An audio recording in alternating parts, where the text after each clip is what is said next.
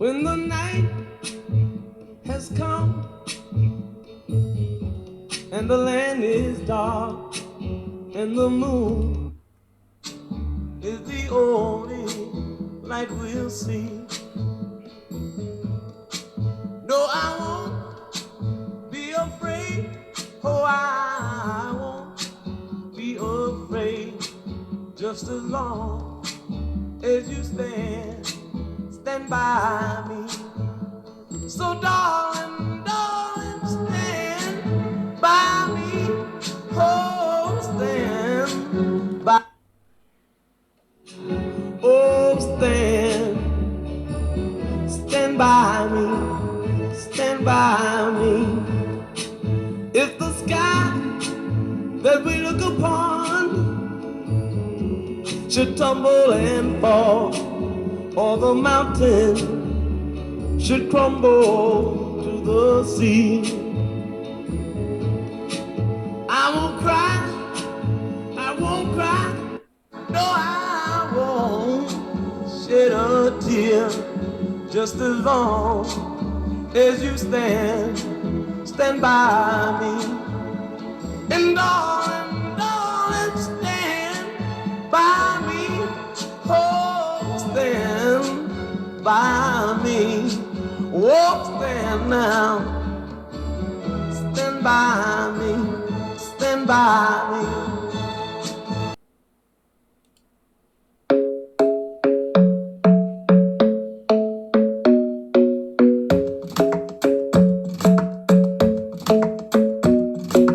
Club isn't the best place to find the lovers, so the bar is where I go.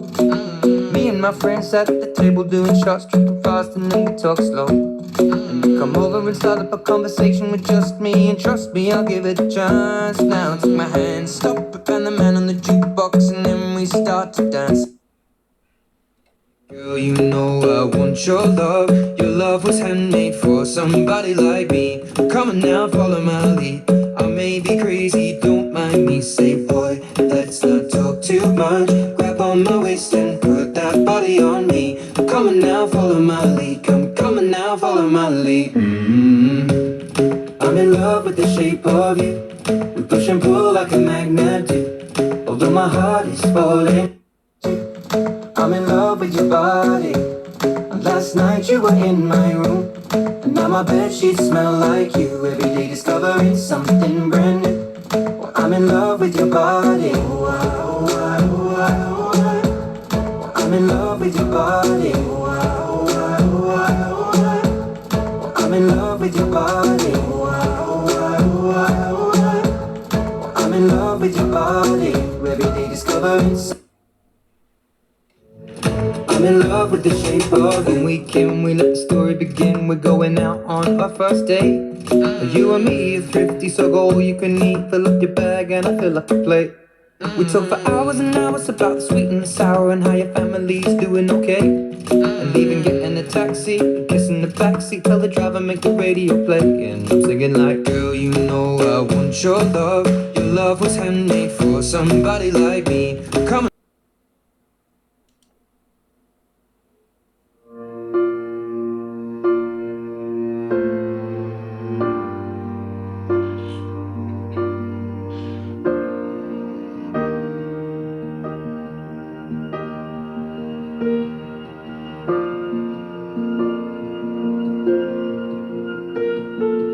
Heart beats fast, colors and promises. How to be brave? How can I love when I'm afraid to fall? But watching you stand alone,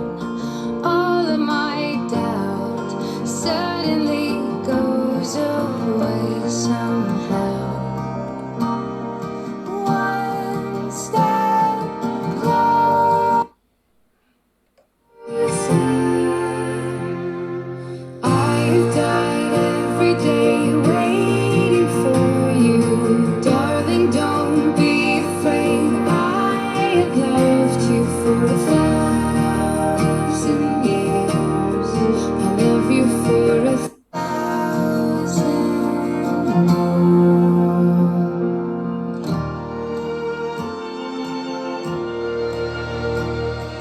Time stands still, beauty in all she is. Be brave, I will not let anything take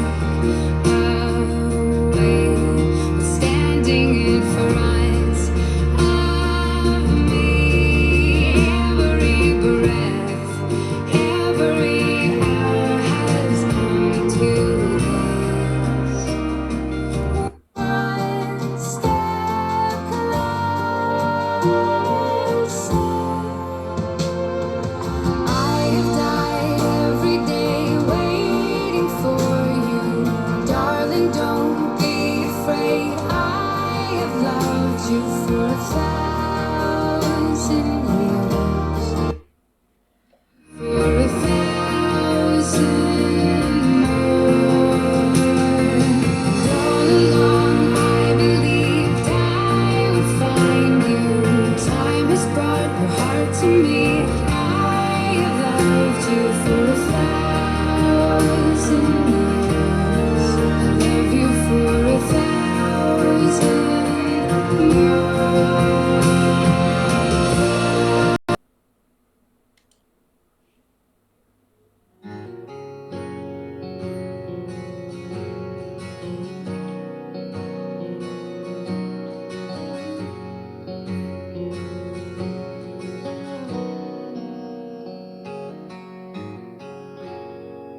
เธอจะทิ้งฉันไปใช่ไหมอย่างนั้นก็ห้ามไม่ได้ในเมื่อฉันไม่มีความหมายห้ามไปก็เท่านั้นแต่จะขอร้องเธอสักครั้งว่ารักที่ฉันเคยให้ จะเอาไว้ที่เธอได้ไหมแม้เธอจะไม่ต้องการไม่ต้องเอาไปทิ้งให้มันไกลสายตาไม่ต้องเอาไปไหนให้เธอทิ้งไว้ อยู่ในใจเธอแล้วกันรักที่ได้จากฉันทิ้งมันไว้ที่เก่าไว้ที่เดิมเพื่อวันหนึ่งหากเธอต้องไม่เหลือใครเธอยังเหลือฉันอยู่ให้รู้ว่าเธอนั้นมีฉันอยู่ในใจ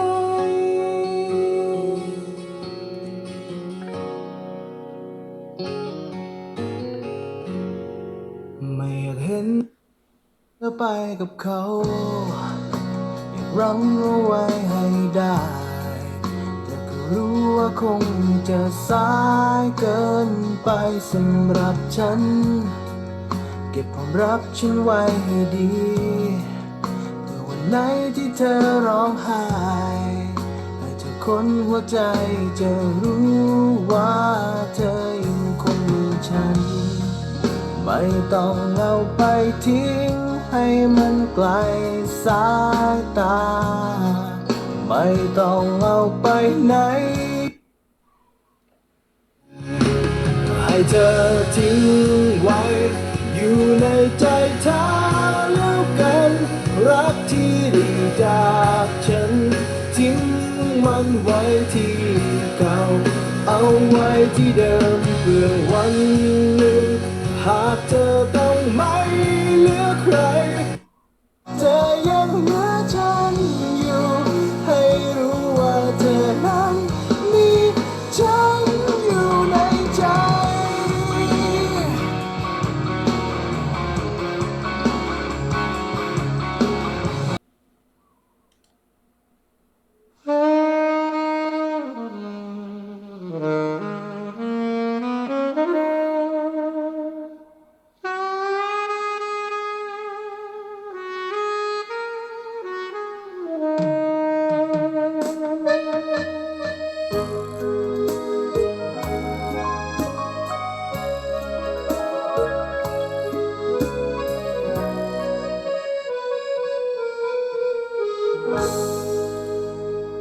ใครมีปืนเถื่อนมาขายฉันได้ไหมคะจริงนะจ๊ะจะซื้อไปยิงอกคนจะหน้าที่ไหนผู้ชายร้ายแร่ร้ายกลจะยิงให้ปนจะแจกเสียคนละปังคนลวงคนหลอกจำไว้อย่าให้ฉันเห็นจะไม่ละเว้นพูดจริงจะยิ่งไม่ยั้งคนเลวใจร้ายปล่อยไว้รักหลอกลวงรบยาเสียยังดีกว่ารบหน้าคนลวงแค้นใจจนมือไม้สั่นไม่น่าหลอกกันทำฉันเจ็บช้ำไม่สูญมารักเล่นหลอกลิ้นได้ชิมสิ่งปวงพอได้ตักตวงอิ่มน้ำเขาทำเบื่อหน่ายใครมีปืนเถื่อนฉันขอซื้อต่อเถิดนะพูดจริงนะจ๊ะจะยิงทิ้งจริงผู้ชายจะยอมเป็นเสือจะยิงให้เนื้อกระจายแค้นนักผู้ชายที่ไม้ทำลายใจฉัน เ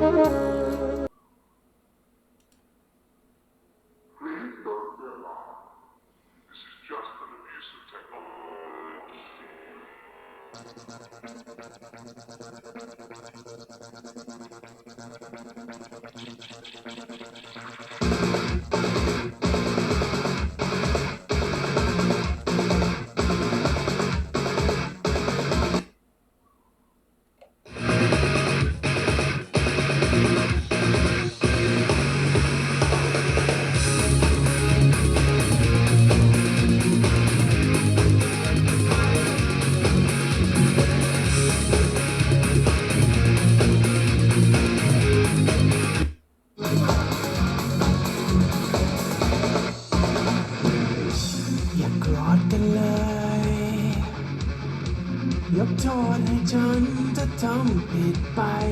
อย่าโทษฉันเลยฉันเพียงต้องการให้เธอเข้าใจไม่ต้องการสิ่งใดช่วยบอกได้ไหมฉันให้ทุกอย่างช่วยบอกได้ไหมช่วยบอกได้ไหมบอกได้ไหมแต่อย่ามาจิกถ้าให้มันมากไปมันจะเป็นบ้าเรื่องเล็กจะกลายเป็นเรื่องใหญ่หากเป็นจ้าจะดีกว่าไหมฉันว่าเข้าตาแต่ถ้าจิกจ้าฉันก็ต้องไป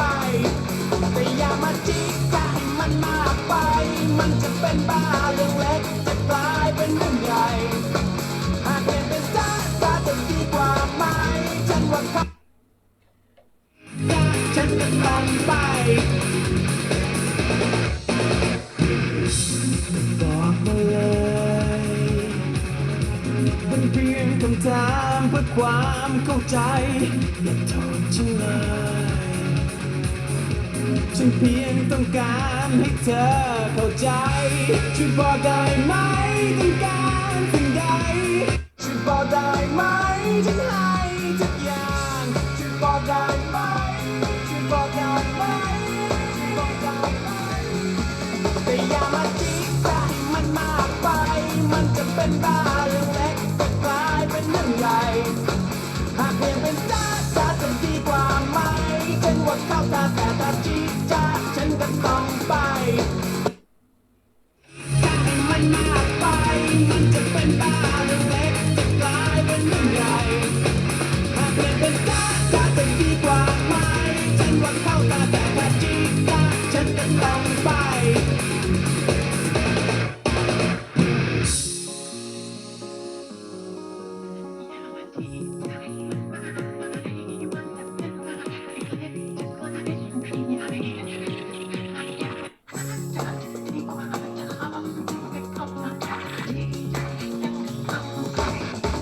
แต่อย่ามาจิกถ้าให้มันมากไป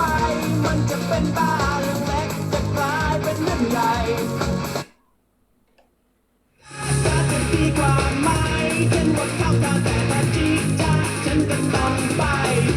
แต่อย่ามาจิกถ้าให้มันมากไป